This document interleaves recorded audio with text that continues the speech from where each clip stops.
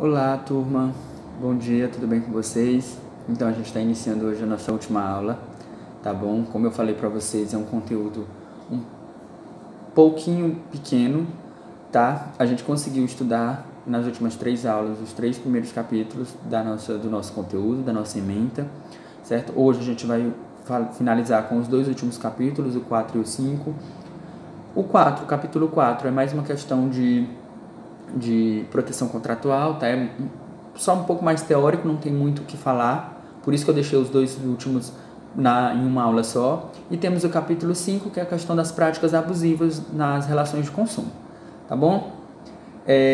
Eu vou receber as atividades de vocês até o dia 5, certo? Dia 5 de julho, porque até lá eu posso finalizar o diário de vocês para poder dar as notas. Então, quem não fez as atividades, quem não assistiu os vídeos, pode ainda rever os vídeos, assistir as aulas. Se ficaram com dúvidas, entrem em contato comigo. Eu vi que a turma de vocês é uma turma que a maioria, quase todo mundo, está enviando as atividades, está assistindo os vídeos, tá bom? Eu fico muito feliz com isso. Eu espero que vocês estejam conseguindo assimilar o nosso conteúdo, tá bom? Porque a gente está conseguindo trabalhar todo ele dentro do nosso tempo, certo? Vamos iniciar para que a nossa aula não fique uma aula muito extensa. E a gente inicia com o capítulo 4, como eu falei, a proteção contratual do consumidor. Tem 2 textos aí na apostila de vocês sobre a proteção contratual. Eu não vou ler para não ficar muito extenso, eu vou resumir e explicar aí o que acontece. Como eu falei para vocês, o Código de Defesa do Consumidor ele foi criado para proteger as relações de consumo, certo?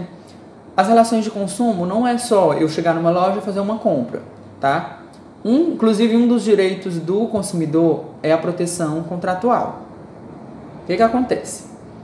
Eu vou firmar o contrato, gente. A gente primeiro tem que determinar o que é um contrato. O contrato ele pode ser tácito ou escrito. O que seria tácito? É um contrato verbal, tá bom? Ou escrito, aquele que você assina. O contrato ele vai regular algum determinado tipo de serviço prestado ou uma determinada compra, um determinado financiamento.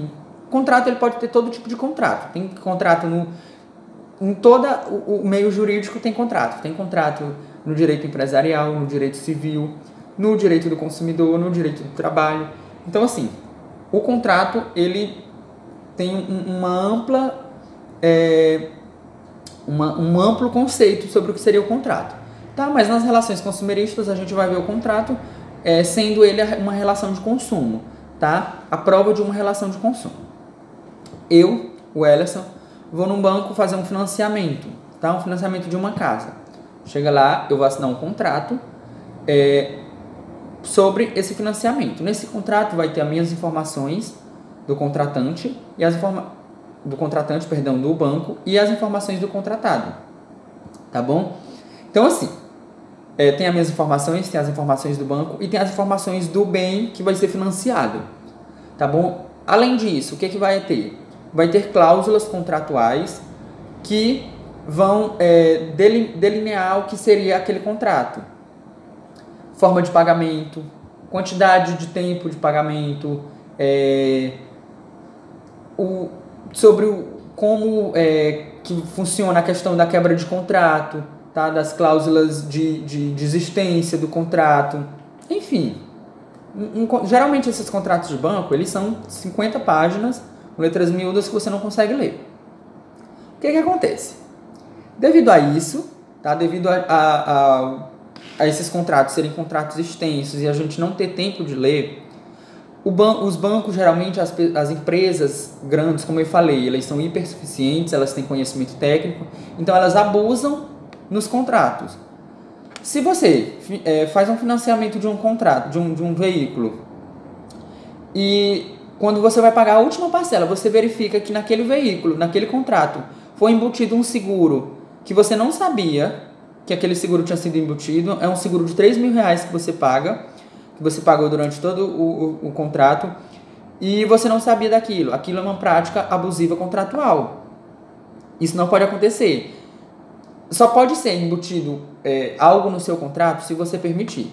Se você não permitiu, você tem direito a ter o ressarcimento desse valor. Geralmente, esse valor ele é ressarcido em dobro por causa do artigo 42 do Código de Defesa. que informa quando você é cobrado indevidamente, você tem direito de receber aquele valor que você pagou em dobro.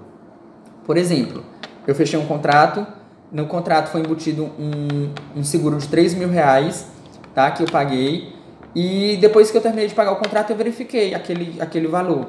Então eu vou lá, eu posso pedir a restituição desse valor de R$3.000, ele vai ser restituído em dobro, ou seja, eu vou receber R$6.000, e além disso eu posso pedir uma indenização por danos morais, pela má-fé daquela pessoa, daquele empregado, daquela empresa, daquele banco, certo? Então assim, por causa disso, o Código de Defesa do Consumidor editou como um direito do consumidor a proteção contratual, para que ele não sofra diante de práticas fraudulentas na assinatura dos contratos, tá bom? Por quê? Porque o que acontece? Quando a empresa, ou o banco, ou o lugar onde você vai solicitar uma prestação de serviços, fazer alguma compra, ele vê que você tem uma dificuldade de saber dos seus direitos, ele acaba abusando, tá bom? Esses abusos, eles são muito comuns, como eu informei para vocês nas aulas anteriores. Questão de aposentadoria, empréstimos indevidos colocados na aposentadoria, no benefício dos idosos, são práticas abusivas, contratuais, tá bom? Então, assim, acaba que o Código de Defesa do Consumidor ele fez isso para resguardar o consumidor na questão do fechamento de um contrato. Você pode pedir a nulidade de um contrato por completo. Você pode pedir a nulidade de cláusulas contratuais. Digamos assim, eu fecho um contrato e tem uma cláusula lá que é abusiva. Porém, aquela cláusula, se eu tirar ela, o contrato continua beleza, tá bom? O contrato não vai ser alterado. Então, eu posso fazer a nulidade só daquela cláusula. Porém, tem outros contratos que alguma cláusula que tem lá, ela é tão abusiva que ela acaba tornando o contrato todo ilícito. O que acontece? A gente pede a nulidade do contrato por inteiro. Tá bom? Então, a gente pode pedir a nulidade do contrato por essas duas formas. Tá? Eu falei da questão do contrato tácito. O que seria esse contrato tácito? Eu faço uma compra em uma determinada empresa. O que acontece? Quando a gente faz uma compra, a gente não assina um contrato dessa compra. O que a gente tem geralmente? É a nota fiscal da compra, o recibo de pagamento, geralmente é isso. Porém, isso dá provas que você fechou um contrato comprando um determinado produto. Então, aquilo serve como prova de que houve um contrato, uma relação consumerista ali, tá bom? Isso é o contrato verbal. Igualmente, o direito do trabalho, o direito do consumidor, ele tem muita questão da veracidade, do que aconteceu realmente, do sentido fático da questão. Por exemplo, eu chego no juiz e vou dizer que estou processando uma empresa por causa de determinado ato da empresa, mas eu não tenho provas daquilo. O juiz, ele pode acreditar só na minha palavra. Por quê? Porque a empresa, ela que tem o ônus da prova, ela que tem a obrigação de provar que eu estou mentindo, tá bom? Isso é editado em lei, tá bom? Eu posso chegar lá sem prova nenhuma, só com minha palavra.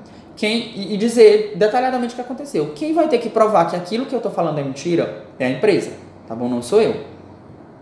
Certo? Essa é a questão da proteção contratual. É uma questão mais básica, só falando sobre os direitos que o consumidor tem para ser protegido e ser resguardado na questão de contratos, tá? Em relações consumeristas.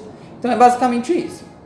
Vamos para o próximo assunto, nosso último capítulo, que é a questão das práticas abusivas. Tá bom? A gente começa aí, o conceito da prática abusiva no Código de Defesa do Consumidor. O abuso do direito. Com efeito, a ideia de abusividade tem relação com a doutrina do abuso do direito. Constatação de que o titular de um direito subjetivo pode dele abusar no seu exercício acabou levando o legislador a tipificar certas ações como abusivas. A prática real do exercício dos vários direitos subjetivos acabou demonstrando que, em alguns casos, não havia ato ilícito, mas era o próprio exercício do direito em si que se caracterizava como abusivo. Aí a gente passa meio que para as práticas abusivas em geral. A gente tem as que são objetivamente consideradas abusivas e temos as práticas abusivas pré, pós e contratuais. Aquelas que são objetivamente consideradas, quais são? As chamadas práticas abusivas são ações e ou condutas que, uma vez existentes, caracterizam-se como ilícitas, independentemente de se encontrar ou não algum consumidor lesado ou que se sinta lesado. São ilícitas em si, apenas por existirem de fato no mundo fenomênico. Assim, para utilizarmos um exemplo bastante conhecido, se um consumidor qualquer ficar satisfeito por ter recebido em sua casa um cartão de crédito sem ter pedido, essa concreta aceitação sua não elide a abusividade da prática que está expressamente prevista no inciso 3 do artigo 39. A lei taxa a prática abusiva, portanto, sem que necessariamente seja preciso constatar algum dano real. Práticas objetivamente consideradas abusivas. O que acontece? É ilícito enviar um cartão para casa de um cliente sem que o cliente tenha pedido. Tá bom? Porém, tem eu e tem o José. Nós dois recebemos um cartão de crédito na minha casa. Eu fiquei feliz. Beleza, estava precisando de um cartão de crédito, beleza.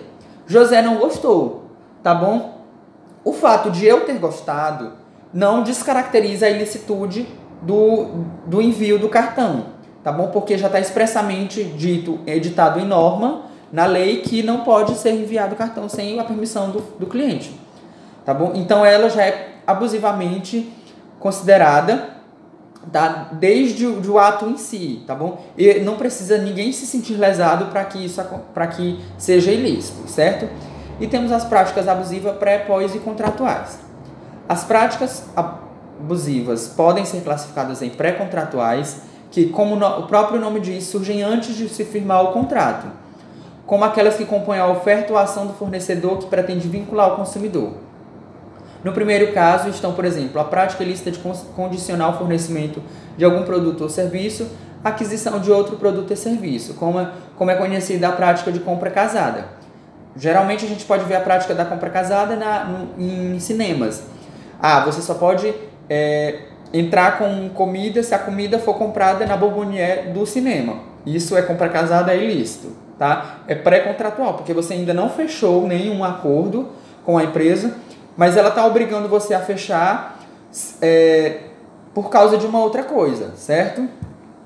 E temos a segunda hipótese, por exemplo, o envio do cartão de crédito sem que o consumidor tenha pedido acima comentado. Ou seja, eu não fechei nenhum acordo. Se eu não desbloquear o cartão que enviaram para mim, não vai ter contrato nenhum, não vai ter relação de consumo nenhuma, tá? Porém, é ilícito porque foi antes de eu assinar o contrato. Como ela é ilícita por si só, o ato de enviar já é ilícito, então é um caso ilícito, uma prática abusiva pré-contratual, porque eu ainda não fechei nenhum contrato, tá? A prática pós-contratual surge como ato do fornecedor por conta de um contrato de consumo pré-existente. Por exemplo, torne-se a negativação indevida nos serviços de proteção ao crédito. Pós-contratual, eu fechei um contrato, fiz uma compra, quitei. Depois disso, a empresa negativou o meu nome, tá? Indevidamente. E isso é uma prática abusiva pós-contratual. Já encerrou o contrato e eles fizeram um ato ilícito negativando o meu nome. É uma prática abusiva pós-contratual, certo? E a contratual é aquela ligada ao conteúdo expresso ou implícito das cláusulas estabelecidas no contrato de consumo. Torne-se como exemplo todas as hipóteses de nulidade previstas no artigo 51 do inciso 9 e a do inciso 9 do artigo 39, certo? As práticas comerciais abusivas. Práticas comerciais abusivas são comportamentos desleais realizadas pelos fornecedores e prestadores de serviços considerados como violadores do CDC, de forma que tais atos lesionam efetivamente os consumidores finais. Seguem abaixo as duas situações características dos abusos cometidos pelos fornecedores, que são habitualmente utilizados com a finalidade de lesionar os consumidores. São elas a venda casada e o limite quantitativo. Eu já expliquei a venda casada para vocês, né? Aquela compra de um produto mas para você obter o produto você tem que comprar outro, certo? E temos o próximo, recusar atendimento às demandas dos consumidores na exata medida de suas disponibilidades de estoque e ainda de conformidade com os usos e costumes. Por exemplo, eu quero comprar um produto, mas a empresa tem o produto, mas não quer me vender, tá bom? É considerado uma prática comercial abusiva. Geralmente isso acontece quando a empresa não quer me vender pelo fato de eu ser preto, de eu ser mulher, de eu ser gay, de eu ser judeu. Então, assim, tem que ter algum preconceito embutido para poder ser considerado uma prática abusiva, tá? 3. Enviar ou entregar ao consumidor, sem solicitação prévia, produto ou fornecer qualquer serviço. A questão do cartão de crédito é uma prática abusiva. Prevalecer-se da fraqueza ou ignorância do consumidor, tendo em vista a sua idade, saúde, conhecimento ou condição social para impingir-lhes de produtos ou serviços. A questão dos empréstimos para idosos. Tá? O idoso ele não tem mais capacidade mental para discernir o que é certo e o que é errado, o que é bom ou o que é ruim para ele. Tá bom? Então, é considerada uma prática comercial abusiva. 5. Exigir do consumidor vantagem manifestamente excessiva. Esse inciso veda que o fornecedor aufira vantagem econômica manifestamente excessiva em detrimento do consumidor a parte mais frágil da relação, evitando assim o enriquecimento ilícito. 6. Executar serviço sem a prévia elaboração de orçamento e autorização expressa do consumidor, ressalvadas as decorrentes de práticas anteriores entre as partes. 7. Repassar informação depreciativa referente ao ato praticado pelo consumidor no exercício de seus direitos. 8. Colocar no mercado de consumo qualquer produto ou serviço em desacordo com as normas expedidas pelos órgãos comerciais, pelos órgãos oficiais competentes, ou se normas específicas não existirem pela Associação Brasileira de Normas Técnicas, ABNT, ou outra entidade credenciada pelo Conselho de Metrologia, que é o CONMETRO. Por exemplo, colocar um produto nocivo à saúde no mercado, não pode, tá bom? Se não for permitido, aquele produto é considerado uma prática comercial abusiva. Ciso 9. Ciso 8. Recusar a venda de bens e prestação de serviços diretamente a quem se dispõe a adquiri-los mediante outro pagamento, ressalvados casos de intermediação regulados em leis especiais. 10. Elevar sem justa causa o preço de produtos ou serviços. Geralmente isso aconteceu na pandemia. Tá? O álcool em gel ele explodiu o valor dele. Por quê? Porque a demanda estava muito grande. Porém, isso não pode acontecer, tá bom? Se não tiver uma justificativa, tá faltando o produto, o álcool no mercado. O álcool para fazer o álcool em gel está faltando no mercado. Aí sim, a escassez de álcool pode fazer com que o produto aumente. Agora, a demanda aumentar, tipo assim, a demanda de compra aumentou, isso não dá direito do valor aumentar também, certo? 12. Deixar de estipular prazo para o cumprimento de sua obrigação ou deixar a fixação de seu termo inicial a seu exclusivo critério. 13. Aplicar a fórmula ou índice de reajuste diverso de legal ou contratualmente estabelecido. Tá? Esses são alguns exemplos das práticas comerciais abusivas, certo? Eu vou passar para vocês hoje só uma atividadezinha, tá bom? Referente ao que a gente viu na questão das práticas pré, pós e contratuais. Eu quero que vocês façam um textinho me explicando as práticas abusivas pré, pós e contratuais, certo? Façam isso e me enviem, como eu falei, até o dia 5. A gente vai encerrar o nosso assunto por aqui hoje. Esse assunto que tem aí na apostila que finaliza com a venda casada, eu já expliquei para vocês o que seria. Tá? E as cláusulas abusivas e proibidas eu já expliquei, referente aos contratos. Tá bom? Vocês podem ler sem problema nenhum, vão adquirir mais conhecimentos se lerem, certo? A gente encerra o nosso conteúdo por aqui. Eu agradeço muito, tá, ter tido a oportunidade de dar aula para vocês, certo? Eu sei que a gente está num momento muito difícil dessa pandemia, não consegui conhecer vocês pessoalmente, só virtualmente, tá? Mas me sinto honrado de ter dado aula para vocês, é uma turma muito boa.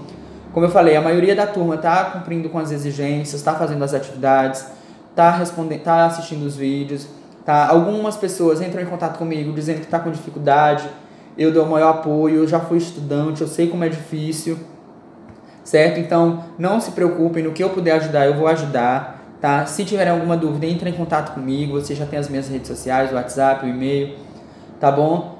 A gente fica por aqui hoje, eu espero ter a oportunidade de poder dar aula para vocês novamente, tá? Pessoalmente. Espero encontrar vocês no mercado de trabalho, sendo bons profissionais. Espero que o meu conteúdo, a minha disciplina, apesar de não ter muito a ver com a profissão de vocês, eu espero que tenha tornado vocês cidadãos melhores, consumidores mais conscientes, profissionais mais responsáveis, tá bom? Eu agradeço muito do fundo do coração e a gente se vê, tá? Obrigado mais uma vez e até a próxima, pessoal.